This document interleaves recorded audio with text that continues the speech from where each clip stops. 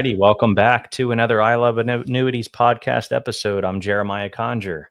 And I am Zachary Van Ness. And today we are diving into a topic that can feel a little intimidating, but it's one that almost every retiree will have to face head on, and that's required minimum distributions, or RMDs. Hey, man, we forgot our tagline. Oh, man. We are the Annuity Dudes. And that's right. We're not just talking about RMDs, but specifically how annuities, Qualified Longevity Annuity Contracts, as a matter of fact, also known as QLACs, can help you manage taxes, avoid unnecessary surprises, and create peace of mind in retirement. I don't know how we forgot that. That might be more important than our topic today. I know, and people love the Annuity Dudes. I know it.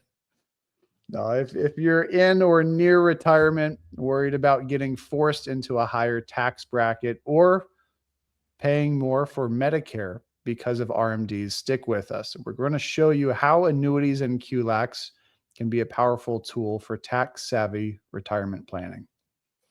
So that kicks us off into our first topic, and that is understanding RMDs. So let's start with the basics here.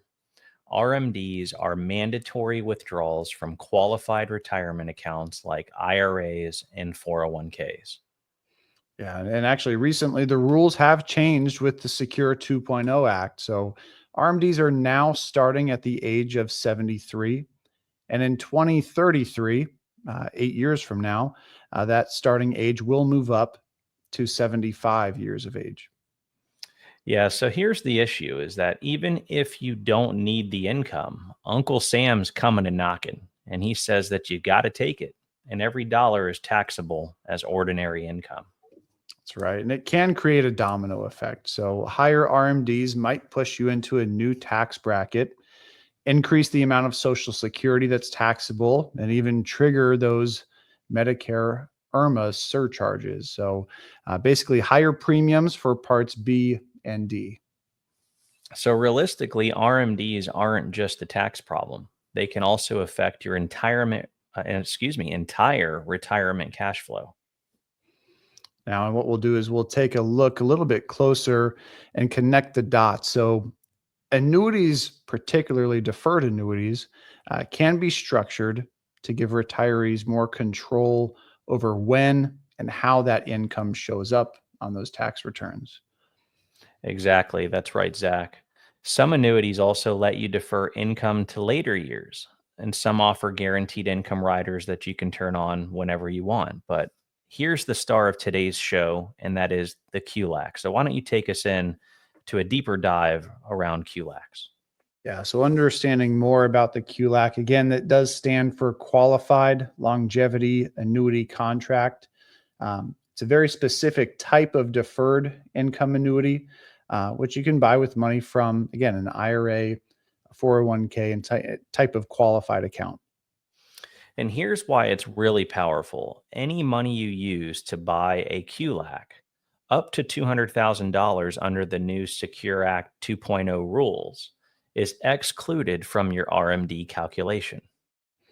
Right. So for a lot of information and a big scenario to give you. So running through a quick example of that. So suppose we've got $1 million in the IRA and you're at the age of 73. Normally, the IRS will calculate your RMDs based on that $1 million that you've got. But if you move a portion, in this case, $200,000 to a QLAC, your RMD is now based only on that $800,000. I mean, that's really huge. That's about a 20%, exactly 20% savings there when it comes to the total RMD calculation. So there's immense value in considering this type of strategy. But, when you look at these scenarios here, it's ultimately going to mean a smaller RMD obligation, so less taxable income, and potentially staying in a lower bracket or even below the Medicare surcharge thresholds. That's right. And down the road, the QLAC kicks in with a guaranteed lifetime of income, typically starting by age 85. and it's a longevity insurance policy covering the risk of living longer than expected. Yeah. So when you think about a QLAC, it's another type of income annuity, but rather than serving your expenses or your income needs early on in the start of your plan, it's more acting as a backup plan, like an insurance policy on your income that should you run out of money or need more income because you've lived a longer life, because it's set to start at age 85, it's like a backup plan for income. So there's immense benefits to doing it. The tax savings, the deferral of those funds, but then also the peace of mind knowing that when you're at an advanced age like that, and we've talked about the cognitive decline that people go through in retirement, you have this income stream that's guaranteed, and it's going to pay out for the rest of your life from age 85 on. So there's a lot of benefits there that I believe are under discussed in the annuity industry and overall in the retirement planning industry as a whole. So let's look at these tax savvy strategies. So, how do retirees actually put this into practice? Let's look at a few example strategies. Zach, take us into the first one. Yeah, so the first approach would be a QLAC with a Roth conversion combination. So by reducing RMDs in the near term with a QLAC, you create more room to strategically convert part of your IRA or IRA to Roth, spreading out taxes and locking in future tax-free income. Yeah, and the second is what we call the bucket strategy. So think of retirement assets in three buckets: short term liquid money for expenses, growth investments for long term needs, and guaranteed income from annuities or QLACs to cover essentials. That's right. And third, another way to utilize this, using QLACs to manage tax brackets. So by lowering taxable income, retirees can avoid bracket creep and keep more control over how much of their Social Security gets taxed. Yeah, one of the biggest kind of misconceptions or understandings about RMDs, right, is the fact that when those kick in, it's going to count towards your modified adjusted gross income. So if you get pushed into a higher tax bracket because of those RMDs being at a higher level, then obviously you're going to have impact because of that bracket creep. So you're going to have more expenses or more tax liability because of the bracket creep. So that's the point, is that taking out a large sum of money, in the case that we gave you on $1 million, taking out 20% or 200,000, repositioning that into the QLAC, that's going to make the overall RMD when you become of age at 73 or 75. It's going to have a lesser pool of money potentially that then will hopefully not impact your RMD in terms of having bracket creep because of those required minimum distributions coming out. Right. So let's not forget also here that in addition, QLACs can optimize Medicare IRMAA. So let's not forget that a properly placed QLAC can literally save retirees thousands per year in Medicare premiums by keeping their income under the threshold. And kind of bringing some of this to life with another scenario. Just a quick example would be, let's say we've got John and Jane Doe, both 72, with 1.2 million in their IRA. Now, How'd if you they come do up with that last nothing, name? what's that? How'd you come up with that last name, man? Doe, man, Doe. They got Doe, 1.2 Now, is million. it dough like a deer, or dough like pizza? Oh, for me, it would be pizza. For sure, I man. mean, that's my preference. What about deer pizza? Yeah, I don't know about that. Well, who knows? Venison, yeah, yeah. Hey, if you're Might in mix like it up a little Alabama bit. or something, they might like that. Yeah.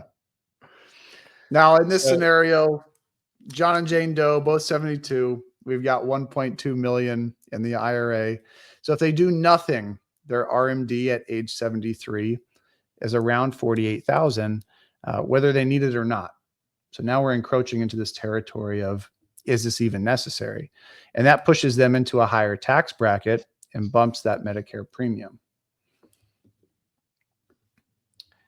But if they allocate that 200,000 in this example into a QLAC, actually they could go up a little bit more. Or no, the 200 is the limit in this example. So if they go up to 200,000 into the QLAC, then their RMD base drops to 1 million even, and their RMD falls to about $40,000. So that keeps them below a tax bracket threshold and also avoids the Medicare surcharge. So we've now experienced a true optimization on two different fronts there. Right. And then fast forward to age 85, now their QLAC begins paying them a lifetime of income, and that income is guaranteed to help protect against outliving their money. So not only in this scenario did they save on taxes and healthcare cost early, but they also secured future income later. So they're mitigating the cognitive risk. They're mitigating longevity risk. They're mitigating, just tons of different things that could potentially happen at an advanced age like 85, but they don't have to worry about it. And the best part is neither do their loved ones. We always talk about the impact annuities have on someone's retirement, but it's generational impact. It's not just, the individual, but if they have children or other loved ones that may potentially care for them in the future at an advanced age, it also takes a lot of the burden off of that situation, so that those loved ones now have a plan that they know, wholeheartedly that their income for retirement is covered with guaranteed lifetime sources. That's right. So now we're going to go into the next segment here, and that's, overall risks and considerations of looking at this potential product called a QLAC. So of course, QLACs aren't magical wands. This isn't Harry Potter. You can't just Wingardium Leviosa something and, it just completely solve the problem. There are going to be trade-offs. How did you have that spell already in your mind? I don't know. Oh man, you're reading some Potter books. I know it. I have kids. All right. You've exposed yourself. So with QLACs, again, they're not a one size fits all, right? And it's a matter of using these tools in the right capacity. And one of the things that you may find with these trade-offs that QLACs have is the liquidity, and liquidity being the biggest, I think. Once you buy a QLAC, that money is locked until the payout begins. Yeah. So like other types of annuities, one that comes to mind is a single premium immediate annuity.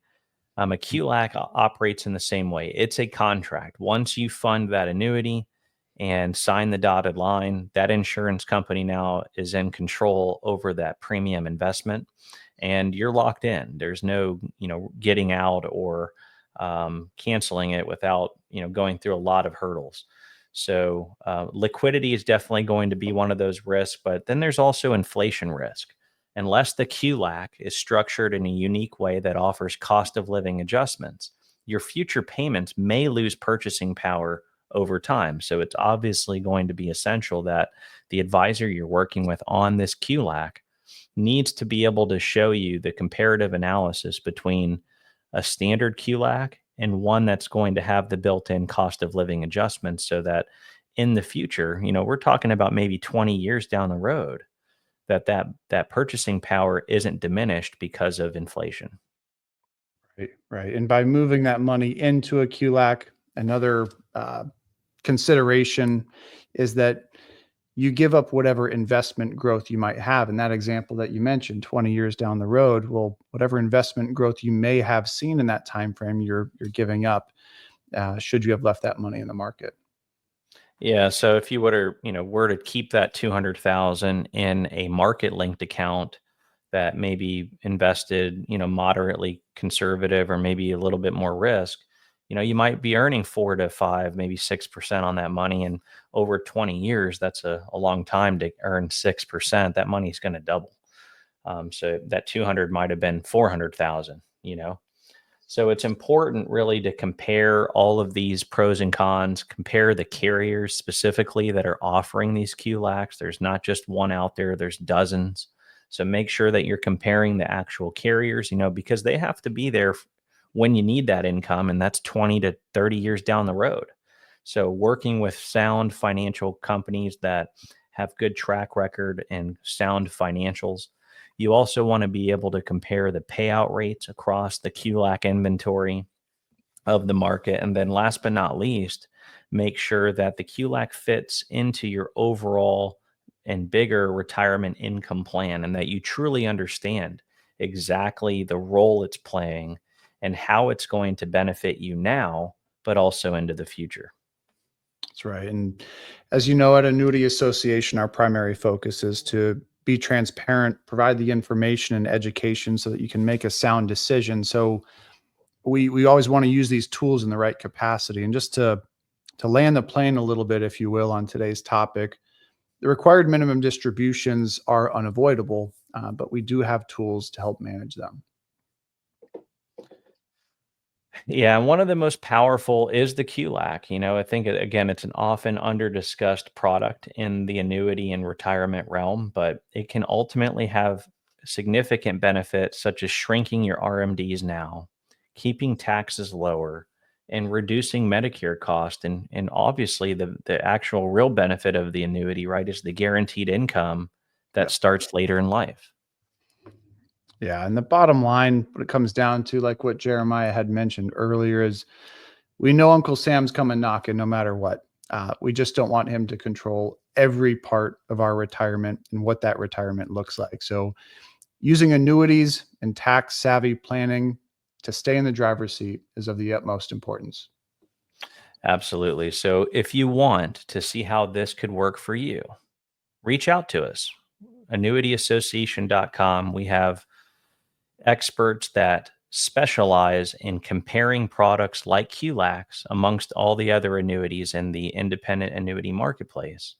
And they will take you through a very transparent, educational, and informative process that puts you in the driver's seat, gives you the empowerment you need and are looking for to make a better annuity buying decision, and ultimately take you from feeling like you're being sold something to feeling like you actually are hand picking the one product that you have identified because you truly understand how it works, how it compares to the dozens of other comparable products on the market from other carriers, and ultimately how it's going to serve you now and into the future. So it's a very refreshing experience that we provide. We're very proud of it.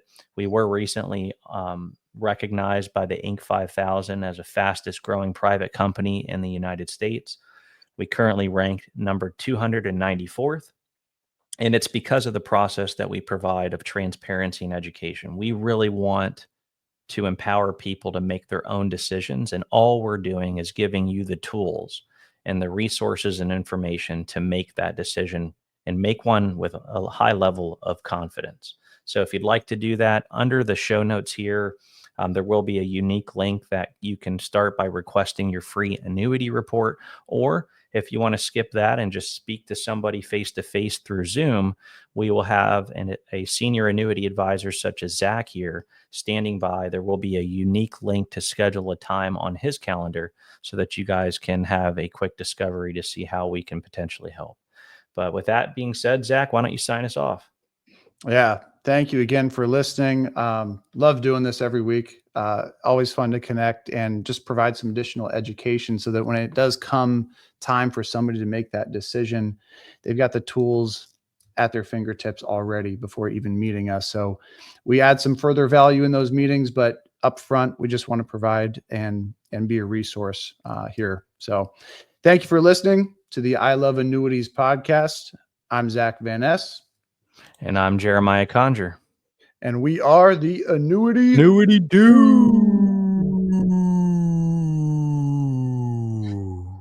Sign off.